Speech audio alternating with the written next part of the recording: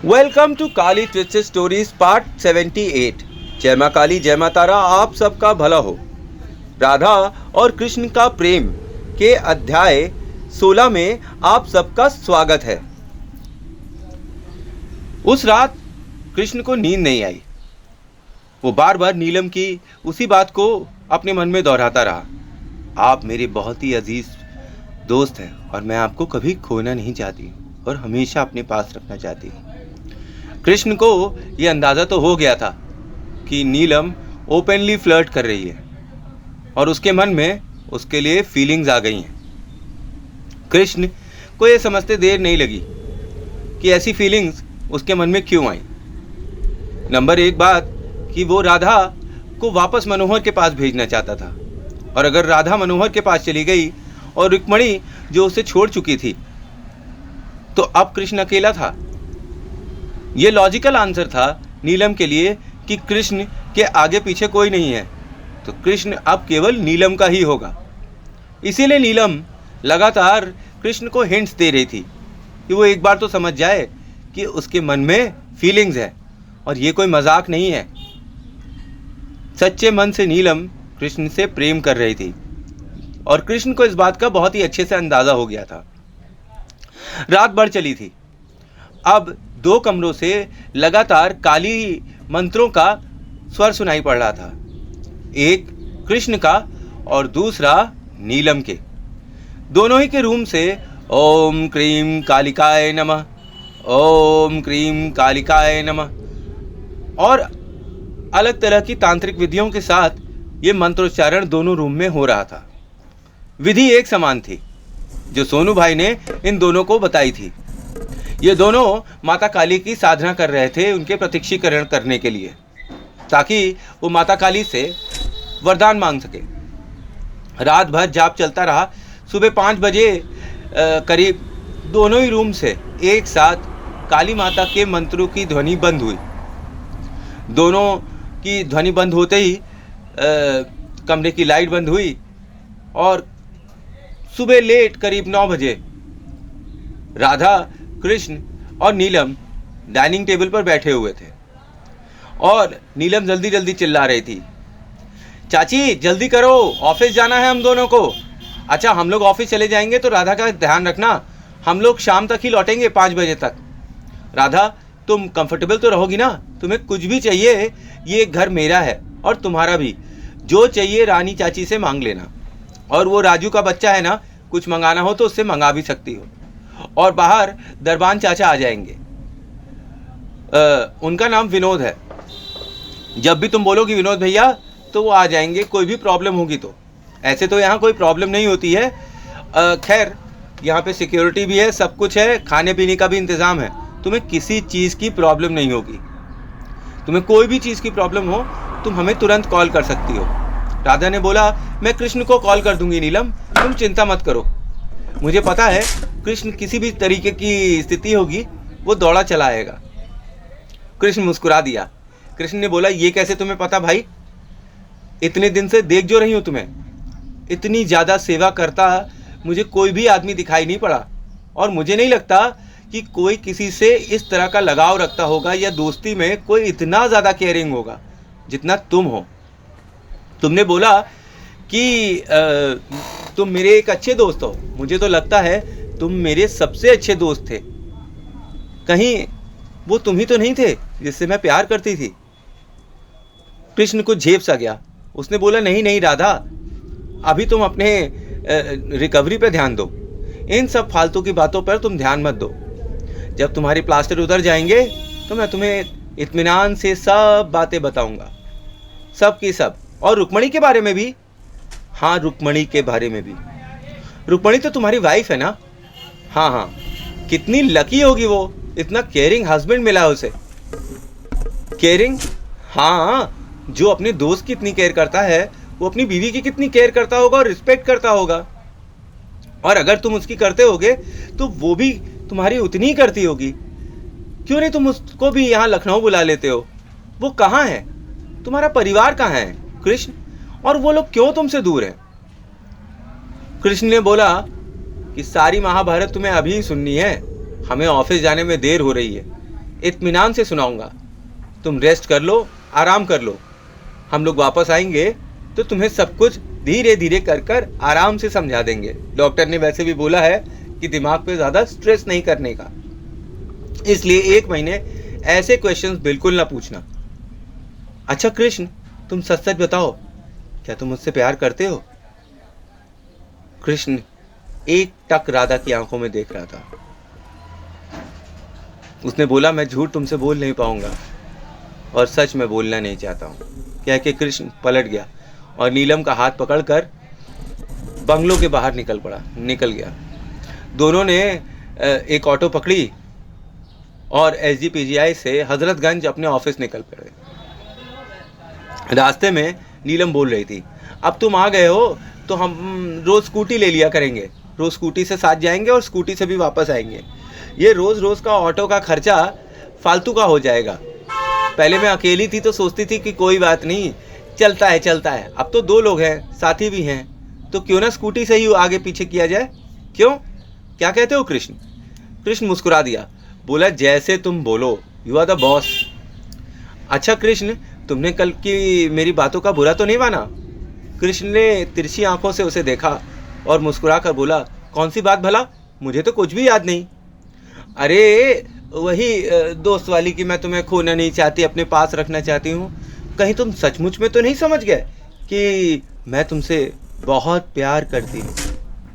और अगर तुम ये समझ गए हो तो क्या तुम भी मुझसे उतना ही प्यार करते हो? कृष्ण बोला, अभी तुम फिर कहोगी मजाक था रे, तू तो सीरियस हो गया। नीलम हंस पड़ी। बहुत दिनों के बाद उसने खुलकर हंसा था। हंसना ही भूल गई थी वो, जब से उसका मंगेतर उसे छोड़कर चला गया था।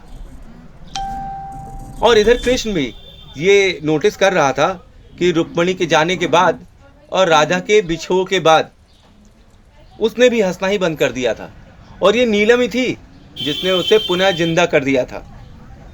दोनों रोज रात में माता काली की साधना करते, तपस्या करते और सुबह ऑफिस निकल जाते।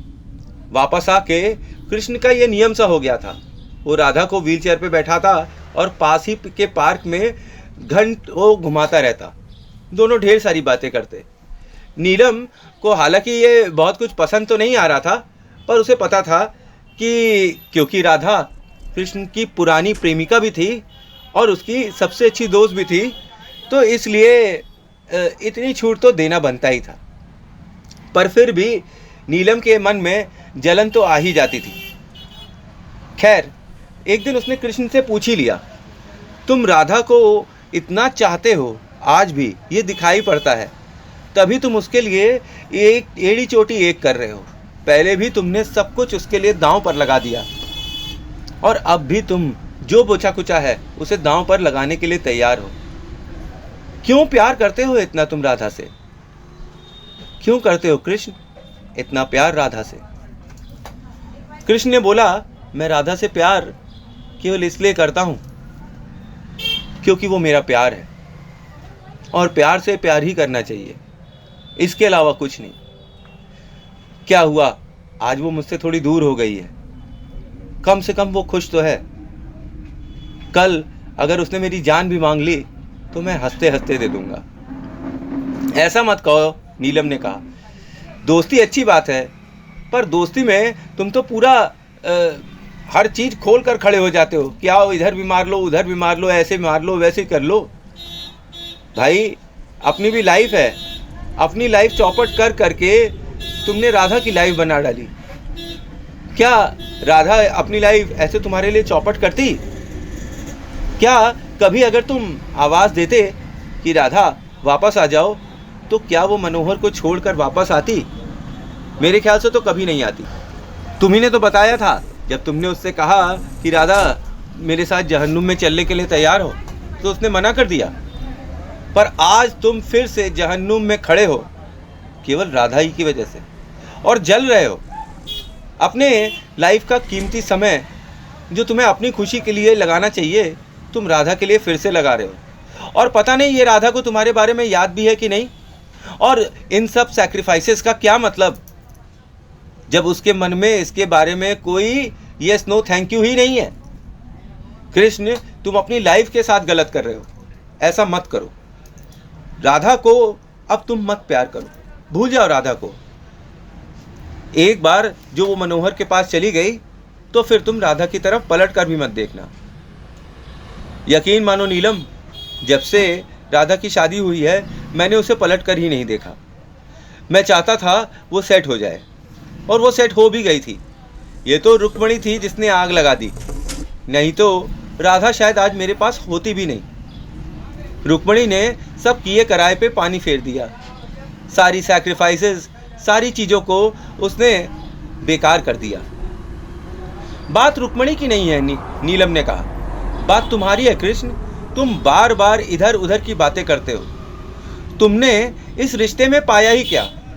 तुमने अपने घर को, अपने परिवार को, अपने बीवी बच्चों को, सबको तो दांव पर लगा दिया और सब कुछ हार गए हो और हारते जा रहे हो। किसके लिए? उस राधा के लिए जो तुमको याद भी नहीं करती या जिसे तुम याद ही नहीं हो। तुम कब तक अपने आप को मारोगे? कब तक? तुम जितनी बार मारोगे उतनी बार राधा तुम्हारी जान ले लेगी। मुझे तो लगता है ये राधा की बच्ची तुम्हारी जान लेकर छोड़ेगी। कृष्ण बोला, you are being jealous, please. मैं क्यों जलने लगी? तुम क्यों जलने लगी?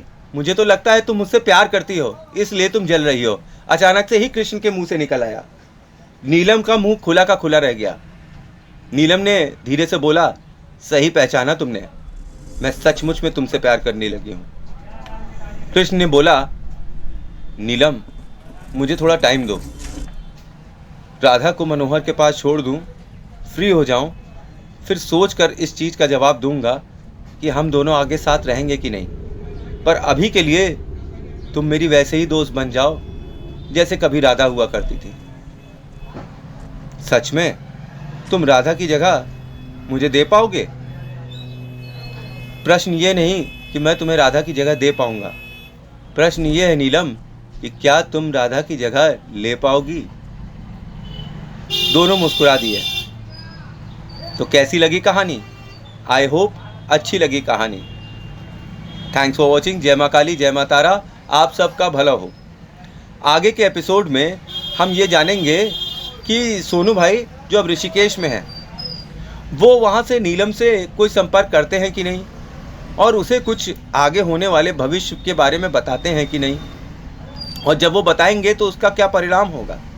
और इधर राधा जिसके पैर अब सही हो रहे हैं और शायद 1 महीने के बाद उसका प्लास्टर उतर जाएगा, उसको क्या कृष्ण अपने और उसके के प्यार के बारे में सच्चाई बताएगा, या वो केवल मनोहर के ही बारे में बताएगा और मनोहर का झूठा गुणगान करके उसके दिल में मनोहर के लिए प्रेम फिर से जागृत कर देगा? क्योंकि अंततः राधा को तो मनोहर के पास भेजना है कृष्ण को। कृष्ण को ये पता है कि राधा को अभी तक कृष्ण के बारे में याद नहीं, और क्या गलती से अगर राधा को याद आ गया तो फिर इधर कृष्ण और नीलम की लव स्टोरी का क्या होगा? क्या राधा को अगर याद आ गया तो वह कृष्ण को फिर से अपना लेगी? क्योंकि मनोहर के जुल्म ही ऐसे थे कि राधा को उसे छोड़ देना ही उचित था। तो ये सब जानने के लिए कल का एपिसोड देखिएगा। Thanks for watching. जय माँ काली, जय माँ तारा, आप सबका भला हो।